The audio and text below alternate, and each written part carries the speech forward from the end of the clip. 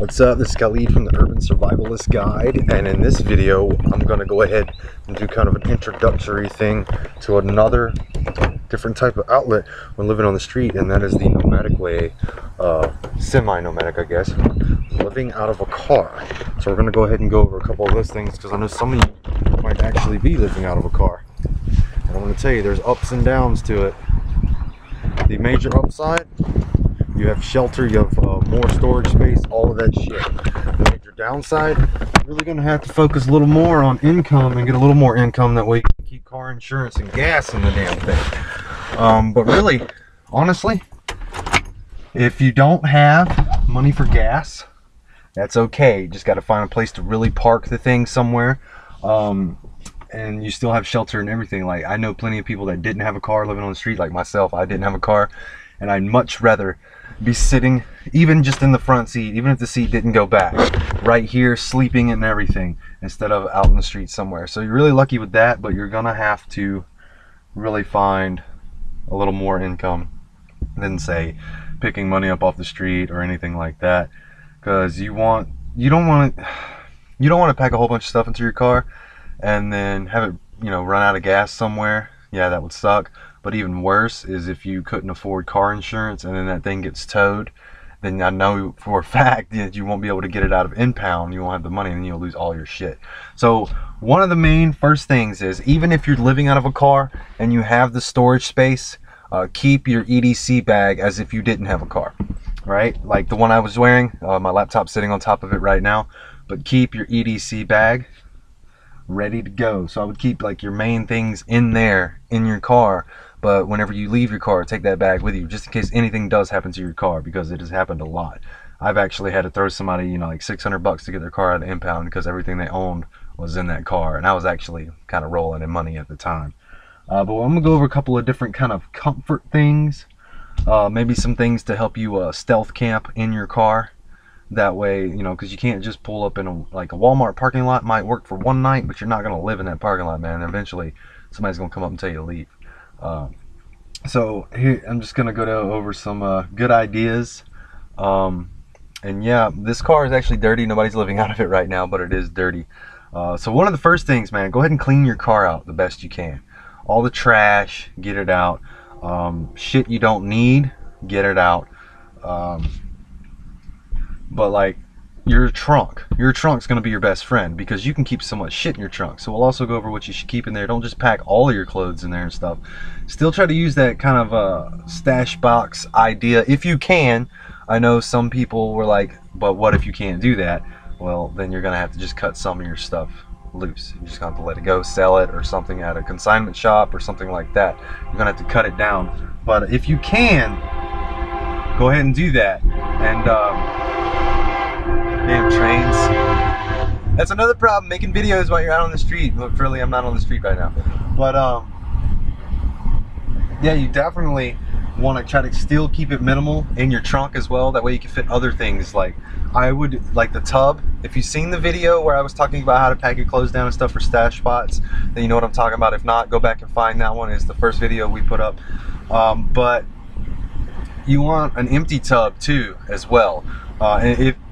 And that is because if you don't have a place to wash your clothing, if you don't have someone's house that will, let you use their washer and dryer, or you don't have enough money to go down to the laundromat, in which that's another good reason to keep your clothes to a minimum. That way you're not paying a whole lot of money to wash them. But if you keep an empty tub like that, you can always wash your clothes with a little bit of soap and water in that tub, and then just wring them out and put them on top of your car to dry. So that's another good advantage of having the car, especially in the summer. You can throw them up there and like an hour later they're bone dry.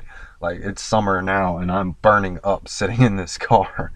So, some other good things, you definitely don't want to kill your battery or your engine, or your gas. So another good thing would be to like with the air conditioner, you can sit there with that on. Actually, in this car the air conditioner doesn't work. But another good thing would be go to like a Walmart, and if you got a little extra cash, go ahead and get one of those cheap fans that you can put up in your car. You're not going to be able to use it all the time. They do have the plug-in for the lighter outlet, you know what I'm talking about, the car charger type of thing for them. You can get that and you can use it, and it will use your battery, but it won't suck your battery dry as if you were you turn all the electronics in your car on and ran the air that way.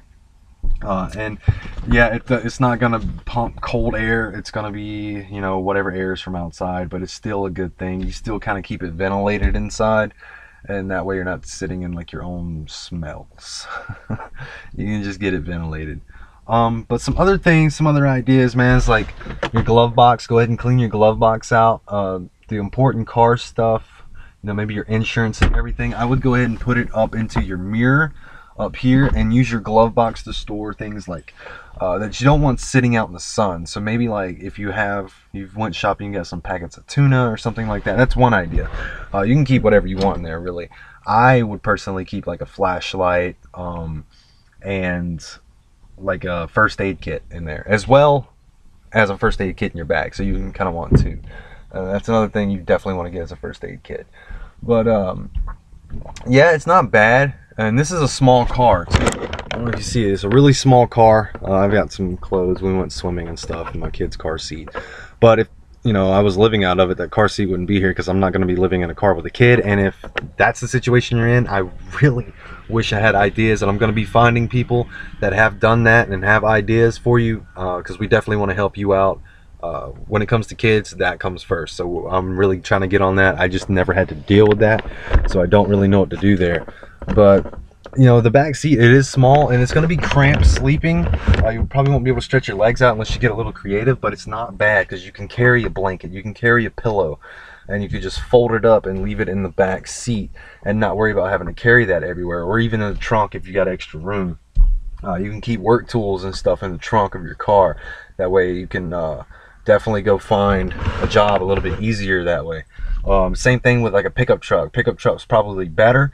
You got a long bed you can lay down in the back, but you can keep your tools and everything, especially if you got like a cover on the top of it. That's perfect. Sorry if you are living on the streets and you don't have cigarettes right now. I keep smoking. I didn't even think about that, but hey, when you got them. But you know, I did live in a car for a little while I was on the streets. It wasn't my car, it was actually my girlfriend's, just like this one's my girlfriend's. We've been together for like 8 years. Now we got a 2-year-old kid. But me and her both lived out of a car for about a year, man. On and off throughout the year. I mean, I definitely wanted to get her out of this heat and everything, so we'd find her like a house to crash at for a little while, and then we'd be back in the car or whatever. But it was me, her, and a dog actually in this car. Now, something I learned from having animals while you live on the street: don't do it, man. Go ahead and take them somewhere somebody wants them or anything, because it's not fair to them. It's really hard to find them food and water and stuff, and when you do, you kind of take that away from yourself as well. So it's just better to give them, your animals, to somebody that can take care of them, will take care of them, not going to abuse them. But it makes it easier on everybody. And then, you know, if you get back on your feet, hey, go back and get your dog, man. So try to find somebody first that is just going to hold your animal for a while. But I had a dog. His name was Hellboy. He was a black pit. He was a black lab pit mix. Mean as hell. He's a good guard dog, I guess. But I love that dog to death. And you know, somebody ended up stealing him. And that's another reason why you don't want to keep animals on the street. Because somebody comes up and actually earns the dog's trust and everything. I mean, he was a little asshole, but somebody earned his trust, I guess, and gave him the right food, and he was gone. Can't blame him. But hey. Anyways, some very important things to know about living in a car, since I'm rambling. Where you park is really important. So let's say there's a lot of street parking on the sides of the streets. That's probably some of the best places. But you don't want to park across the street from where somebody lives. I mean, even if they're street parking, they're gonna know that, hey, I never see that car there. What the hell is going on with that, or that van, or that truck, or whatever you're driving in. Don't park across the street from somebody's house, because they'll get nosy and then they'll want answers. So a good place on street parking is like park across the street from like a church or somewhere like that, where it's something kind of open to the public, I guess. But churches are really good because they usually won't call the cops. They'll come over there and ask you if everything's all right first if they see you there. I mean, switch your spot every night if you can. Don't stay in one spot the whole time because then it just brings unwanted attention. Another thing, especially when you're in a car because of all of these windows, try to get a car cover. And I know that seems a little weird, but what you want to do is cover the car with the car cover. And then you want to pull it up from the outside while you're outside the car. Crack your door open, slip in, and then close it. But you want to, it's kind of hard to explain. You want to like grab it. You want to grab it through your door and try to pull it back down. And then close your door. This way nobody can see inside of the car and you're more secure. Make sure all the doors are locked and everything. If you do decide to turn the car on for any reason under the cover, then before you need to make sure that the exhaust is not under the cover as well. Just pull it up around the exhaust. You don't want to kill yourself trying to cool off or heat the car up in the winter. If that's what you go with. As far as like cooking and stuff in a car is really easy. You want to get those plug-in type of cook things. You can find them at the dollar store. I seen one for like 30 bucks. I mean, it was too big. It was like, you know, it had 3 eyes on it, but you can get a cheaper one, like a 1 eye for like 15 bucks at a dollar store. Now, the only problem with that is that it's got a regular plug-in outlet, so you might have to go get a DC converter type box that plugs into your lighter outlet here, and then you plug the cooking thing, whatever you get, into it, and it's really easy. You can just, you know, drive somewhere where there's not a whole lot of people park and go ahead and plug that thing up, and you can just sit outside. A good idea is to have a fold-up lawn chair. You know, one of the ones you take to like football games and stuff that fold down. Have that in your trunk. Then you can just pop that out and then just cook right there on the ground and just chill out. So a good place for that is like find like a campground or something, pay $5 and just chill at the campground for a little while. I would, at least once in a while, but you can do that in a parking lot too. You can do that outside of somebody's house if you know them or whatever. Some other things I guess you can go over is like hygiene in a car. There is a really cool trick if you can't find a place to take a shower to wash yourself off in a car or really anywhere. Get just a bottle, any bottle. This bottle will do. We got this one in the car. And what I would do is, with about that much water in there too, I would take my body wash and put just 2 drops in there. And then maybe like if you got rubbing alcohol, it's a good thing to have. Put like, or not rubbing alcohol, but baby oil. Sorry. That's a good thing to have. Put like 1 drop of baby oil in there. And then really just a little bit, little bit of anything you put in there, just a little bit, a couple of drops of some smell good stuff. Could be perfume, whatever, even a little slither of like scented deodorant or scented lotion is actually the best. And then you just shake it up in the bottle, man. And then you can just take like paper napkins that you get from like McDonald's or whatever. You'll get them anywhere, or even a rag, and then you just pour this on that, and now you have like homemade baby wipes, man. You can just wipe yourself down real good. Get the key spots. If for some reason you don't know the key spots are the armpits, down in this area, your ass. Those are the key power spots. Get all that clean, because that's where you sweat the most, right? So get all that clean in your face, and then, I mean, don't use the same one you used on your nuts on your face, but you know what I'm saying.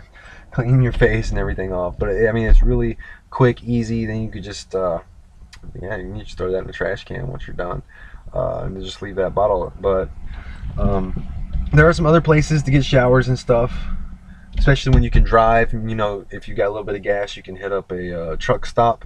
Go to a truck stop if you got like the money now, for $6. And I think this is a good thing to do at least once a week. You can do that power wash shit all week, or any other thing all week.